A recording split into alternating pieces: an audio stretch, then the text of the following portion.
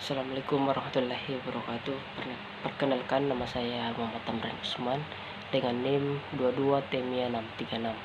Di sini saya akan menjelaskan sedikit tentang pengertian dan jenis-jenis material komposit. Material komposit adalah material yang terbuat dari dua bahan atau lebih yang tetap terpisah dan berbeda dalam level makroskopik selagi membentuk komponen tunggal sehingga dihasilkan material komposit yang mempunyai sifat mekanik dan karakteristik yang berbeda dari material pembentuknya. Sifat mekanik pada komposit merupakan sifat-sifat yang berhubungan dengan material setelah diberikan gaya-gaya pada material tersebut. Sifat-sifat mekanik bahan diantaranya adalah tegangan atau stres, regangan atau strain, dan modulus. Elastisitas. Degangan merupakan perubahan fraksional dari panjang benda. Adapun jenis-jenisnya, yang pertama ada komposit serat, yang kedua ada komposit lapis. Pengaplikasiannya itu biasa digunakan sebagai material engineering pada berbagai bidang seperti pesawat terbang, helikopter, satelit, kapal, otomotif, peralatan bahan kimia, peralatan olahraga, konstruksi bangunan, dan peralatan medis. Selanjutnya saya akan sedikit menjelaskan tentang keramik. Keramik adalah bahan atau material yang mengalami proses pembakaran dalam suhu tinggi sehingga terjadi pengerasan. Secara umum, keramik tersusun dari paduan antara unsur-unsur logam dan non-logam, sehingga di dalam keramik akan terdiri dari ikatan ionik dan kovalen akibat dari kandungan paduan di dalamnya. Secara umum, sifat-sifat keramik terdiri dari yang pertama, sifat mekanik.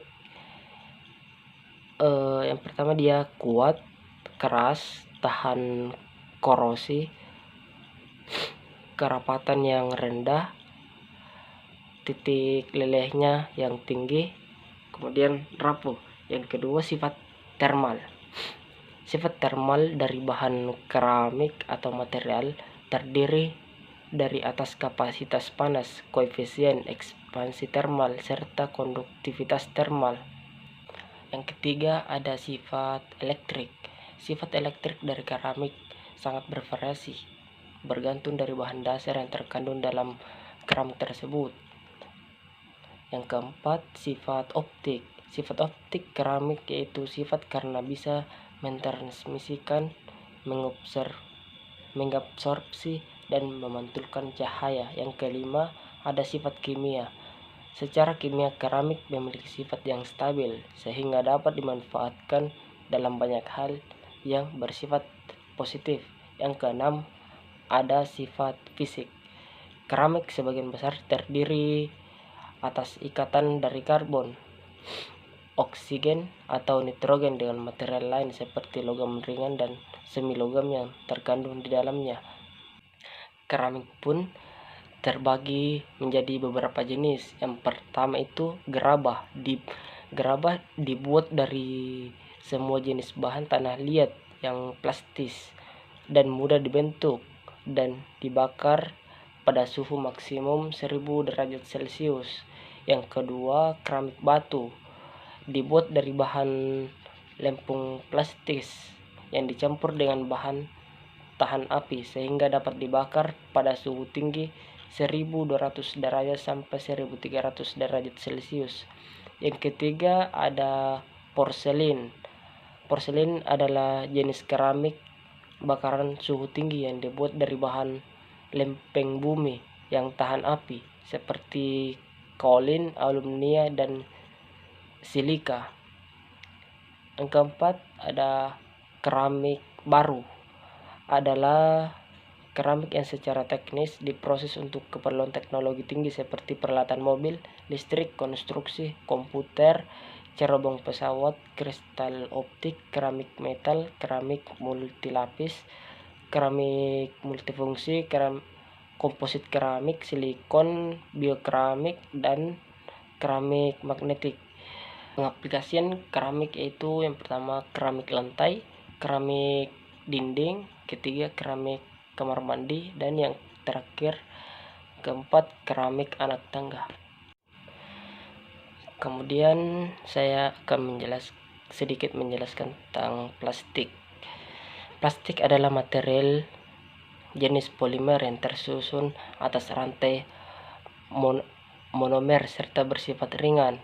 Sifat plastik adalah kuat tetapi ringan, tidak mudah bereaksi dengan zat kimia seperti udara, asam, dan basa. Ketiga, tidak bisa mengantarkan arus listrik sehingga bersifat isolator. Yang keempat, mudah untuk dibentuk sesuai kebutuhan melalui pemanasan. Yang kelima, umumnya berwarna jernih atau transparan. Keenam, dapat diberi warna. Yang ketujuh, bersifat plastis. Yang kedelapan, harganya terjangkau atau ekonomis. Kesembilan, memiliki ketahanan yang baik terhadap bakteri dan jamur. Yang kesepuluh, tidak mudah mengalami korosi atau perkaratan. Jenis-jenisnya yang pertama termoplastik. Termoplastik merupakan jenis plastik yang bisa meleleh saat dipanaskan dan bisa dibentuk kembali saat dingin. Contoh termoplastik adalah PVC, polietilen, polistirina, dan polimetil pantena. Yang kedua, termoset.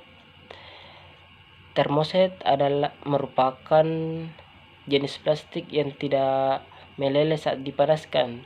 Termoset bersifat kaku, tidak plastis, serta tidak bisa dibentuk kembali. Contoh termoset adalah melamin, polyester, dan epoksi. Kemudian adapun penerapannya, yang pertama, polimer komersial banyak dipakai dalam kehidupan sehari-hari karena harganya murah. Yang kedua, polimer teknik merupakan jenis polimer yang cukup mahal dan canggih dengan sifat mekanik yang unggul serta daya tahan yang lebih baik. Yang ketiga, polimer fungsional merupakan polimer yang dibuat untuk tujuan khusus dengan skala produksi kecil. Terima kasih.